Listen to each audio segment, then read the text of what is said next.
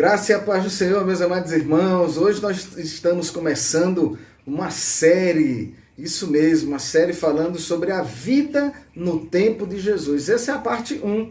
Depois nós vamos colocando a cada domingo, a gente vai estudar aspectos da sociedade, do povo da época, a sua geografia, a sua economia, as cidades que prevaleciam naquela época, os seus imperadores. Isso é muito importante para você começar a ler os evangelhos sinópticos, Lucas, Mateus, João e Marcos, você ter uma leitura sabendo o que era que acontecia na época. Fica mais fácil, sim, a leitura, porque você não pode pegar o tempo que Jesus vivia e trazer para o século XXI. Esse tempo que nós vivemos de pós-modernidade não vai dar certo, não é? Então vamos lá falar sobre a vida no tempo de Jesus, parte 1. A vida no tempo de Jesus foi marcada por aspectos religiosos, políticos e culturais conturbados, isso mesmo. O Deus Todo-Poderoso, ele vem para a terra, entra no tempo em um lugar marcado por conflitos e turbulências em níveis religiosos e políticos. O ambiente escolhido foi a antiga Canaã. Na época vivia sob a ditadura do Império Romano desde o século I a.C., quando foi invadida pelo general chamado Pompeu. Esse império, o Império Romano, era um império que oprimia a população por inúmeras imposições de pagamento de impostos, eram severos, perversos, bem como tinha uma cultura violenta, tornando muitos judeus escravos. Quando não tornava escravo, fazia cúmplice da sua corrupção. Esse Império Romano era um império que tinha um exército poderosíssimo, um império que aterrorizava ainda mais a população e usava como ferramenta, não era a espada, era a crucificação. Roma tinha que marcar as cidades, tinha que marcar as províncias. Quando eles não colocavam um governador, um líder para ficar à frente da cidade, quem comandava era o exército romano, por ser poderoso. E a presença do exército romano era que dava a autenticidade de que Roma estava no controle. Assim foi no tempo de Jesus. Um tempo marcado pela brutalidade, um tempo marcado pela opressão, e isso fazia parte da vida cotidiana. Esse foi o lugar geográfico que nasceu, viveu e morreu Jesus de Nazaré. E Jesus de Nazaré fazendo participante das esperanças e do sofrimento do seu povo. Agora nós vamos falar sobre a geografia, vamos falar sobre algumas cidades e províncias na época de Jesus. E vamos começar pela Galileia. Galileia, onde Jesus nasceu, que integrava também o Império Romano, abrangia todo o entorno do Mediterrâneo, que incluía parte da Europa, da África e da Ásia também. Ao todo, somava mais de 50 milhões de habitantes. E quais eram as principais cidades? A gente tinha Roma, que tinha mais de 1 milhão de habitantes, Alexandria, 700 mil habitantes, e Antioquia, 300 mil habitantes. O imperador, na época que Jesus nasceu, era Augusto, que esse Augusto foi sucedido depois por Tibério.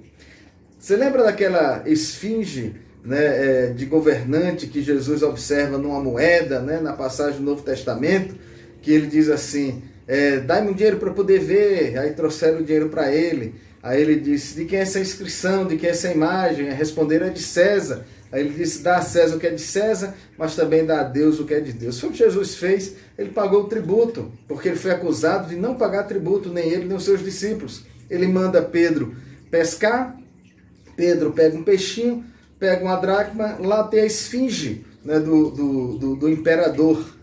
E aí ele paga o tributo e fala essa frase, né, que todos nós conhecemos, dá a César o que é de César e a Deus o que é de Deus. Quem era a província na época? A província era a Judéia. A Judéia que também foi conquistada no ano 63 a.C. pelos romanos e virou um reino quase semi-autônomo, né? Quando o rei Herodes morreu, o território foi dividido pelos seus 3 filhos. Observe, os 3 filhos do rei Herodes, Filipe, Arquelau e Herodes, Antipas.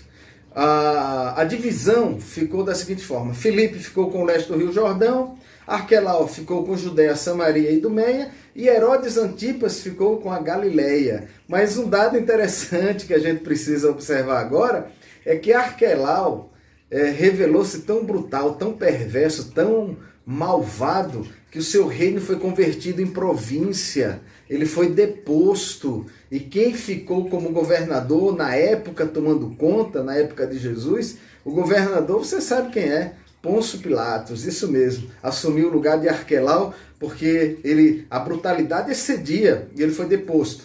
Depois a gente vê em Jerusalém. Jerusalém era a principal cidade da Judéia, com mais de 25 mil habitantes. Interessante que todos os anos recebia mais de 100 mil peregrinos para festas como a da Páscoa. A importância de Jerusalém se dava ao templo. O templo foi feito uma construção colossal, uma construção que todos passavam e admiravam, ocupava 1/5 da cidade, isso mesmo, 1/5 da cidade, e era o centro do judaísmo. Esse templo foi que Jesus foi levado aos 8 dias, ao nascer, depois dos 8 dias, ele foi levado para que fizesse a circuncisão. E na hora da circuncisão tinha que dar uma oferenda obrigatória, um casal de pombos ou um cordeiro. Como a família de Jesus não era rica, não podia dar um cordeiro, o que foi que eles fizeram? Deu então um casal de pombos. Conforme nós vimos, o Filho de Deus se fez pobre para vir ao mundo. Isso mesmo. E não para por aí não. Ele não nasceu numa família rica. E a gente prova isso por essa passagem de Lucas 2, 22 e 24, quando ele oferece um casal de pombos e não um cordeiro para o sacrifício no momento da circuncisão. Por quê? Porque existia uma lei. De quem era a lei? A lei mosaica. Lá em Levítico 12, 7 e 8, diz que o sacrifício habitual no momento da circuncisão de uma criança era um cordeiro. Aí ele diz, caso os pais não tivessem condições para ofertar um cordeiro, poderia oferecer um casal de pombos. Percebe? A família de Jesus não tinha condições financeiras para ofertar um cordeiro, aí eles vão e oferecem então uma oferta menos custosa financeiramente. Evidentemente, isso não permite dizer que a família de Jesus vivia em situação de extrema pobreza, não é isso não. Eles tiveram gasto naquela época, né? E gastos bastante significativos. Por exemplo, Jesus nasceu. Pelo fato de Jesus nascer, já se tem o gasto com o bebê, porque recém-nascido gasta. Depois, lá em Lucas 2, 1 a 7, diz que eles tiveram uma mudança, eles se mudaram. E também tiveram gasto com a mudança. Eu, recentemente, fiz uma mudança de local e eu sei o quanto eu gastei, então gasta também. Então, com bebê e também com mudanças de cidades, principalmente, a gente sabe o tamanho da despesa. E nesse momento eles não tinham condições de oferecer um cordeiro. Vai e oferece então um casal de pombas. Aí a gente também vê a Galileia, né? Galileia, Jesus nasceu nos confins do império, na Galileia, um reino de 200 mil habitantes. E por estarem fora da Judéia, presta atenção nisso, os galileus, como Jesus, eram tidos pelos outros judeus como broncos e caipiras.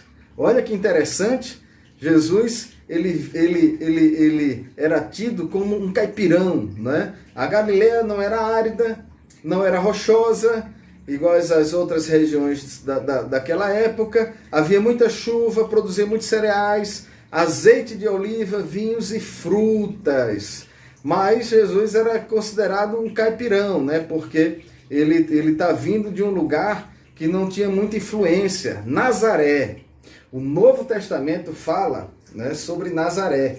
Tanto é que um homem chamado Natanael, quando lhe contaram de que povoado vinha Jesus, ele faz a seguinte pergunta: por acaso pode algo bom sair de Nazaré? Né? O Filho de Deus, o Filho do Homem veio de Nazaré? Pois é, veio sim de Nazaré. Nazaré era uma aldeia muito pequena, segundo alguns estudiosos, afirmam que não tinham mais do que 30 casas, então eram pequenas, né? Era um lugar mesmo, não chegava nem a ser aldeia, e ficava a 115 quilômetros de Jerusalém. Meus irmãos, a gente vai parando por aqui, mas no próximo domingo a gente vai dando continuidade à vida no tempo de Jesus, isso mesmo, porque a gente precisa ter o entendimento de como vivia o povo naquela época, como vivia Jesus e como vivia a sociedade. Meu nome é Wesley Lima, pastor da Segunda Igreja Batista em Águas Claras, aqui em Brasília, Distrito Federal. E não perca a próxima aula. Deus abençoe vocês. Tchau, tchau.